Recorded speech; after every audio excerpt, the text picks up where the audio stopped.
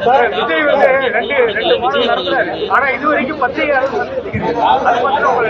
அதை பற்றி நான் கருத்து சொல்ல விரும்பலைங்க. அவர் வந்து 2 மாநில மாநாடு நடத்திருக்காரு. என்னை பொறுத்தவரைக்கும் எல்லாரும் அரசியலுக்கு வர வேண்டும் நினைக்கிறவங்க தான். ஆனால் அரசியலுக்கு பாப்புலர் பீப்புள் வரும்போது அது உண்மையான கருத்தை பதிவு செய்ய வேண்டும். அந்த உண்மையான கருத்தை பதிவு செய்யாவிட்டால் தான் நான் கருத்து சொல்லுவேன். நீங்கள் என்னை வந்து அவதூறு பேசலாம், தூது பேசலாம், சோசியல் மீடியாவில் போடலாம். It is not going to bother me. என்னை பொறுத்தவரை உண்மையை உறக்க சொல்பவன் நான் கூட இன்றைக்கி வந்து முதல்வர் ஸ்டாலின் அவர்களை பற்றி நான் சொல்கிறேன். எலெக்டட் பர்சனை வந்து தரக்குறையாக பேச யாருக்கு உரிமை கிடையாது.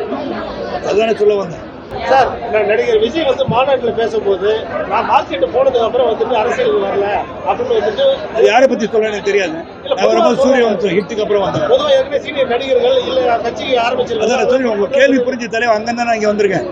நான் 1996ஆம் ஆண்டு 95ஆம் ஆண்டு மிகப்பெரிய வெற்றி படங்கள் கொடுத்த பிறகு 1996ஆம் ஆண்டு அன்று இருந்த அனைத்து அண்ணா திராவிட முன்னணியை எதிர்த்து பிரச்சாரம் பண்ணவேன். ஸோ ஐ கேம் வந்து சூப்பர் ஸ்டார்டப்.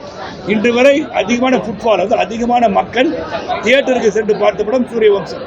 அந்த வெற்றிக்கு பிறகுதான் நான் வந்து பிரச்சாரத்தையே வரேன். ஸோ அவர் யாரை பற்றி சொன்னார் எனக்கு தெரியாது. கட்சிக்கு வந்த பிறகுதான் எல்லாரும் வந்து எல்லா வீட்டுக்கும் போறாங்க. எல்லா வீட்டுக்கும் போன பிறகுதான் கட்சியே கட்சியில வந்ததுக்கு பிறகுதான் மக்களை சந்திக்க போறாங்க. ஆனா மக்கள் வீடுகளுக்கு சென்ற பிறகுதான் கட்சிக்கே வந்திருக்கேன். எவ்வளவு வீட்டுக்கு போனா எனக்கு சொல்ல சொல்லுங்க சார். ஒரு பொதுக்கூட்ட மேடையில ஒரு பிரதமர் மற்றும் நாட்டு முதலமைச்சரை வந்து ஒரு விமர்சனம் செய்யும் வகையில் பேசியிருக்காரு இல்லையா? இது கண்டனத்துக்குரியதாக நீங்க பேசியிருக்கீங்க. கண்டனத்துக்குரியதான் சொல்றேன். என்னன்னா சில பேர் கேட்குறாங்க, நான் என்ன mister prime minister Narender Damodar அப்படின்னு சொல்கிறது வந்து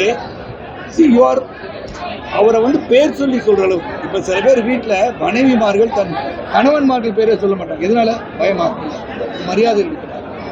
அதே மாதிரி I cannot go say when you are angry only you will say. நீங்கள் ஏதோ அவர் மேலே ஒரு துவேஷத்தை கருதி தான் நீங்கள் பேரை சொல்லுவீங்க. என்ன சரத்குமார் அப்படின்னு அது கோபம். என்னங்க சரத்குமார் அப்படின்றது கோபம். How you use. நீங்கள் தைரியம் இருந்தால் நீங்கள் வெற்றி பெற்று எப்படியாவது ஒரு நாள் பாராளுமன்றத்தில் போய் mister prime minister I would like to ask you question சொல்லுங்கள், ஏற்றுக்கொள்ளப்படலாம். ஆனால் நீங்கள் ஒரு தனிமனித இன்னைக்கு தான் வந்திருக்கீங்க. ஸோ தரம் இருக்கும்.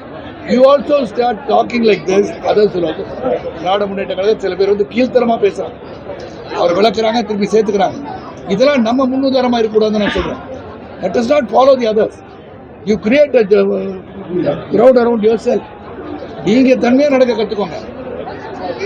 அதுதான் முக்கியம். நாட்டுக்கு வந்து லீடர்ஸ் வந்து ஒரு நல்ல உதாரணம் அமையும். 2 மாநாடுகள் வந்து தாவேகா தலைவர் வந்து விஜய் அவர்கள் தாவேகான்றது புதிய கட்சிங்க. அதை பற்றி கேள்வி கேட்டுட்டு தான் ரொம்ப எடுங்க. இதை பற்றி விளையாடவே பேசுகிற அவசியம் கிடையாது. இதான் நீங்கள் அனைத்து அண்ணா திராவிட முன்னேற்ற கழகம், பாரதிய ஜனதா கட்சி, காங்கிரஸ், இப்படிதான் நான் பார்த்துட்டு தேமுதிக, சீமான் அன்பு சகோதரர் சீமானுடைய கட்சி, இவங்களாம் வந்து களத்தில் இருந்து போராடிட்டு இருக்காங்க. ஸோ இன்னைக்கு வந்து அவர் என்ன செய்வார், அவர் செய்யும் போது பார்த்து கொள்கை முதல்ல சொல்லட்டும். கொள்கை எதிர்ப்பாளர் என்ன கொள்கை? உங்கள் கொள்கை நான் நெசவாளரை பாதுகாப்பேன், விவசாயியை பாதுகாப்பேன், எல்லாரையும் பாதுகாப்பீங்க. அதுதானே ஒரு அரசோட கடமை. அது என்ன கொள்கை? டயா பூஸ்டர் சுகருடைய ரிமோட் கண்ட்ரோல் இனி உங்க கையில. அனைத்து மருந்து கடைகளிலும் கிடைக்கும். செய்திகளை உடனுக்குடன் தெரிந்து கொள்ள கீழ்கண்ட கேபிள் மற்றும் டிடிஹெச் நெட்வொர்க்குகளில் எம்நாடு செய்தி தொலைக்காட்சியை காணுங்கள். பாதகம் செய்பவரை கண்டால் நாம் பயம் கொள்ளலாகாது பாப்பா. மோதி மிதித்துவிடு பாப்பா, அவர் முகத்தில் உமிழ்ந்துவிடு பாப்பா. அண்மை செய்திகளை உடனுக்குடன் தெரிந்து கொள்ள இணைந்திருங்கள் எம்நாடு தொலைக்காட்சியுடன்.